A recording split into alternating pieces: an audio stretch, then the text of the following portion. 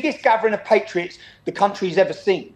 We had a festival of music and we had a demonstration, and we were slandered and attacked by the media and our politicians. There was no violence there, but we were still called far right, still called extremists, still called racist. It doesn't matter what you do. Even though on our stage, half the people not talking were non-white. We embrace migrants that come to this country and love it. The problem is Islamic migrants come to this country and declare war on it. They wish to subjugate us. They're not here to integrate or assimilate. They're here to dominate. We are stick to death. The entire world is stick to death. And then every time Islamic community do anything, they then cry victim. You are fully aware of this. Your Hindu audience are fully aware of this. We are fed up. We're fed up of weak, cowardly government who appease an Islamic minority because they're continually scared of the riots and violence that that community are threatening. So what's explained? We're fed up. So who's responsible for the violence on those roads?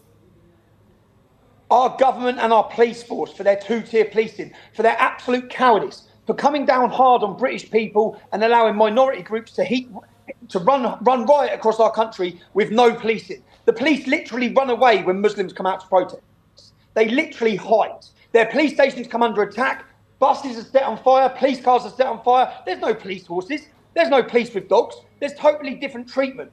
They have sent a message to the British population that if you want to be heard, you have to riot. You are seeing the consequences of their failures to enforce the law equally across all communities right now on the streets of the UK. It's not our fault. We've continually called for peace, but we're not going to be silent on the problems. The problems are that big. We're losing our country. We're losing our culture. Our identity is under attack. And Islamic jihadist, militant rapists are plaguing every town and city in our country. In fact, as we speak, Prime Minister Sir Keir Starmer has announced that he will be protecting the mosques and the Muslim community. He's referred to the protests as thuggery. He's also attacked the online social media platforms for promoting misinformation. What do you have to say about the newly elected UK Labour Party? He's a total coward, and they want open borders. They're replacing Labour voters with minority groups to continually vote in them. Do you know how many Muslim women have been raped by gangs of English men in the UK?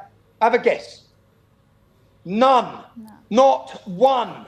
Do you know how many young English girls have been raped by groups of Muslims in every town and city across our country? 1,000 rapes in just Telford. Telford has a 1.7% Muslim population. 5 people have been murdered by the Muslim gangs in just that one town. They operate in every single town. So I find it absolutely insulting that Keir Starmer wants to protect the Muslim community, because our daughters are being raped and pillaged across our country by Muslim invaders. So we're insulted by his words. We want protection. We want our children to be safe. We want our women to be free to walk down the streets. And when I say our women, I mean Hindu, Sikh, Christian, Jewish women, all of them. We're all in danger. We're all at risk. We've had enough. We're not against migrants, okay? I'm against Islamic immigration into our country. Okay. If it's everyone's responsibility, what are Qatar doing? How many are they taking in? What about Saudi Arabia? How many of their brothers from the Ummah have they taken in? None, because they want to participate in population jihad into Western nations. We haven't had a problem with any of the Sikh community who've come to the UK. They've been brilliant. We haven't had a problem, and we don't have any negative views towards Hindu immigration into our country. We have a problem with a hostile community coming in and declaring war. That's where we have a problem. Now, UK's mainstream media is claiming